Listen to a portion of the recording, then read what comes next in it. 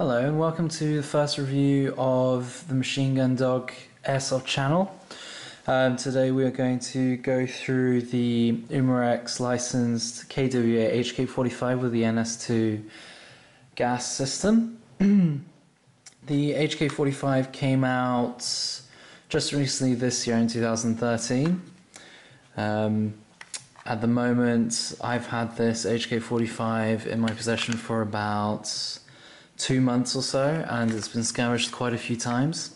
Now, before I start the review, I just want you to notice that there are barely any markings whatsoever on this pistol. It's been scavenged quite a few times and there's not a single bit of scarring or scratches that are very noticeable on this pistol. And to make things worse, I use a fabric holster for my pistols, so it's more likely to scratch in that case. Carrying on, we'll start with the weight. It weighs about 865 grams. It's in black, as you can see. I don't think you can get it in any other color at this moment in time. It's about 195 milliliters across. Millimeters. I hope you didn't hear me say milliliters. It's obviously a gas blowback pistol. It's also got an adjustable hop-up, just like many of the gas pistols around. It uses a proprietary hop-up system using a hop-up adjustment tool which is known throughout KWA's pistol range, which makes it a very, very effective and very well-maintained hop-up system which doesn't change every time you fire the pistol. It's semi-automatic, so it's not a fully automatic pistol, so you can use it in nearly every CQB site. Well, I'm saying nearly. You can use it in every CQB site, but it's not got a full auto function, which airsoft sites which do not like full auto pistols only, you won't have a problem with that. Carrying on, it's got, for example, with the magazine, okay, it has 29 rounds for the magazine. If you fill, you can't fill any more than 29 rounds. That's plus one in the chamber, which makes it 30 rounds. So that's quite a lot for an airsoft pistol. Moving on, the pistol's main powered is through green gas, which is quite good since majority of people use green gas these days. But it is compatible with HFC134A and HFC22 gas, so duster gas and top gas, which is used in most TM pistols. This will cycle pretty well on top gas. This pistol itself does about 300 on top gas and 320 on green gas, but having said that, most retailers say that on top gas this runs at 330, so it may be the fact that the UK weather brings it down slightly. So, moving on, I haven't got the package itself because I've had this pistol in a while, but normally what you get is the pistol, a 29 round mag, bag of BBs as you usually expect, and the hop-up adjustment tool, which I don't have on me. Now, the reason for the hop-up adjustment tool is that when you rack the slide back and you try to access the hop-up unit, which I'll try and show here, in fact I'll take down the pistol so you can see, there are teeth within the hop-up unit which an adjustment tool can come in and you can adjust the hop-up without having to take the slide apart, which is very useful. The pistol is double action, so just like the SIGs, not the 1911s, and some other pistols that use an external hammer. You can fire once on double action, or if it's already pre-cocked due to having fired once before or you've already racked the slide, then you can fire multiple times and so on and so forth until the mag is empty and the slide locks back. Now, having scavenged this pistol, the blowback is very nice, it's very crisp, it's stronger than most of the pistols I've used. I think it's on par with the WEXTM. The material-wise, this pistol is mainly plastic on the grip, as you'd expect with most pistols. The trigger is metal, the slide lock is metal, the safety and decocker is metal. What else? The mag release is made of metal, the slide is made of metal, but the outer barrel is made of plastic. So the spring is made of metal as well, just in case you wanted to make sure that that was metal as well. So why is the outer barrel plastic? I think it's mainly just to keep costs down or just because it seemed more effective. I personally think they decided to use an outer barrel because it avoids the scratches that may be caused when the slide actions and the outer barrel gets, well, it basically, if this outer barrel was made of metal, you'd see loads of scratches. And to be honest, personal opinion, I don't like seeing scratches on the pistol. I end up polishing my pistols when you see scratches on the outer barrel. In fact, sometimes I end up polishing the slide because I see scratches on it.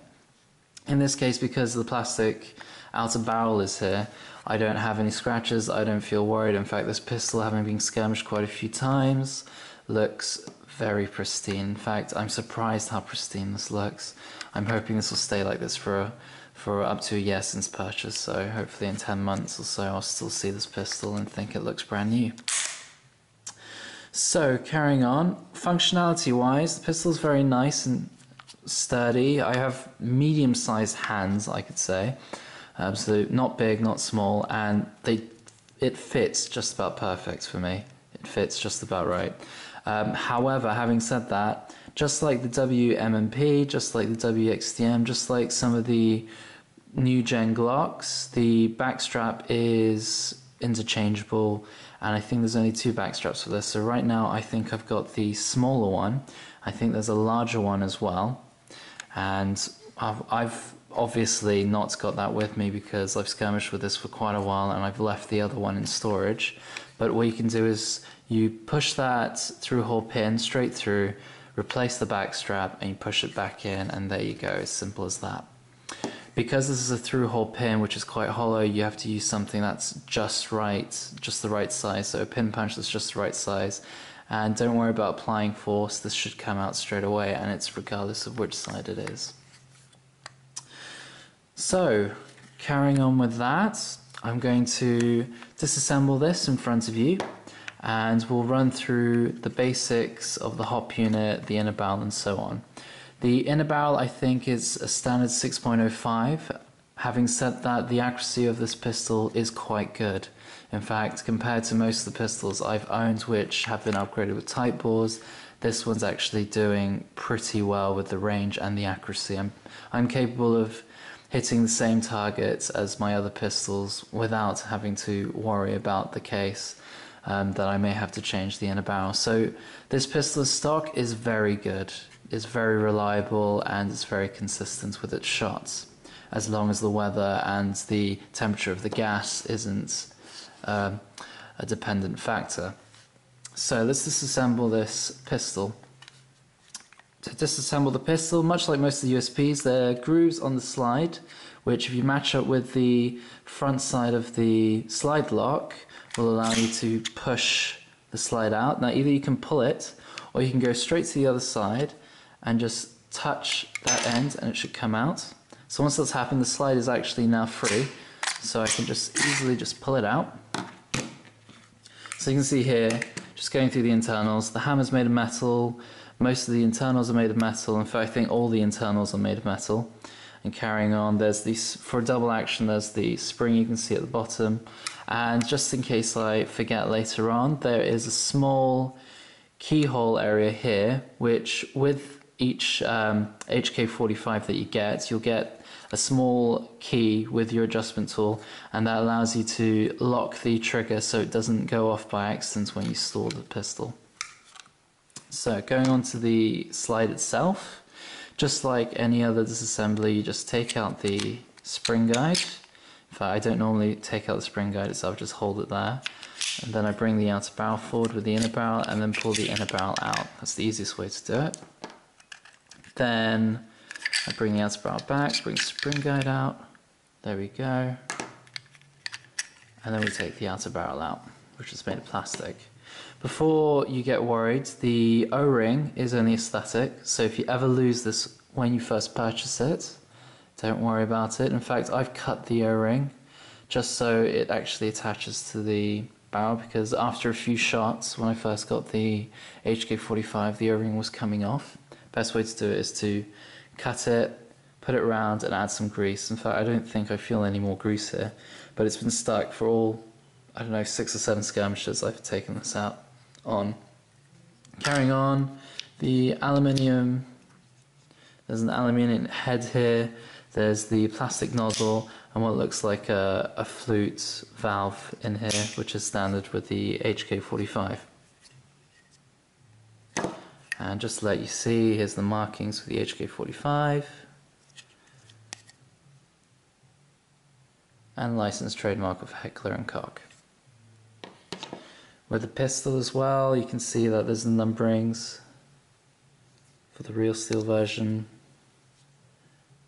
There's a bit of marking here due to me having dropped the mag on my first ever skirmish. .45, and there we go. If you want to ever take the butt plate out, you just put a pen or anything through that, and that should be able to slide out. So we go to the spring guide. Now, interesting thing about the spring guide, you may notice with the HK45, when you rack the slide, you may hear a bit of a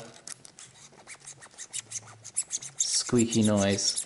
Now, don't worry about that. I've tried lubing it, I've tried putting grease, I've tried doing many different things without having to sand the spring guide itself. This is just, I don't know, I find this a slight inconvenience. It sounds a bit weird, but I've been told that the real steel version of the HK45 makes this noise as well, so if anything, I think it's just part of the way the HK45 has been made with the spring guide. Carrying on, here's the inner barrel with the hop-up unit. Now, as I was saying before with the hop-up unit has teeth for the adjustment. So right now I've got it all the way to, I've got it all the way anti-clockwise, and that's with the hop-up set on, so you can see the hop-up nub, which actually looks like a pair of teeth. That's come as standard, so it's not like any normal hop-up knob that we have, which is normally circular. This one actually has two teeth to help with stability. You might have noticed the inner barrel is quite dirty now. Apart from that, that's pretty much it. I haven't needed to change the hop-up, but having said that, anything higher than a 0.25 gram BB and the hop-up is pretty useless, mainly because it just doesn't extend enough for a 0.3, 0.28 to fly or get propelled far enough before it starts to dip. So that's pretty much it. I'll just put this back together in front of you and see how that goes. So put the outer barrel in, put the spring guide in, push the spring guide all the way in. Okay, push the outer barrel a bit far, put the inner barrel back in. See a notch for the spring guide to go into the, okay, that's right, there we go, and then slowly let it go back, there we go. So putting the slide back into the HK45, you can see the grooves here, just make sure it aligns, bring it all the way back, but make sure that the grooves are set, and then just push this back, there we go, and then let go. So that shouldn't come off now because you'd have to have the grooves there and someone would have to push the other side out. And there we go. So you can hear that.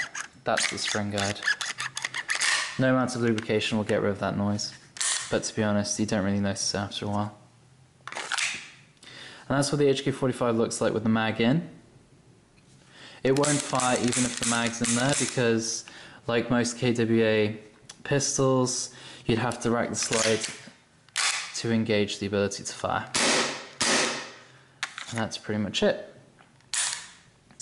I've brought a replica Walther light just so you can see what it looks like to have a tack light on it. This light has the ability to use a laser and light. Also has the ability to do both, but somehow that function is broken and I can't use it, but that's fine. So, nice thing about the HK45 is it has a rail system. So unlike the other USPs, which requires an adapter rail, or other pistols where it just has the grooves instead of the actual full rail system, this allows for almost any attachment which is used on normal rifles, 20mm rice rails, etc. And this is what the HK45 looks like with a Walther tack light. I hope you've enjoyed this review. I will add right at the end a small 120 FPS shooting video And I hope you've enjoyed this video. Let me know if you have any opinions on how I do the reviews and whether you'd like more. Hopefully in the future I'll do some more reviews of action cameras, other pistols, rifles, and any other airsoft related or engineering related products. Thank you for watching. Leave a like, share, and comments as you please.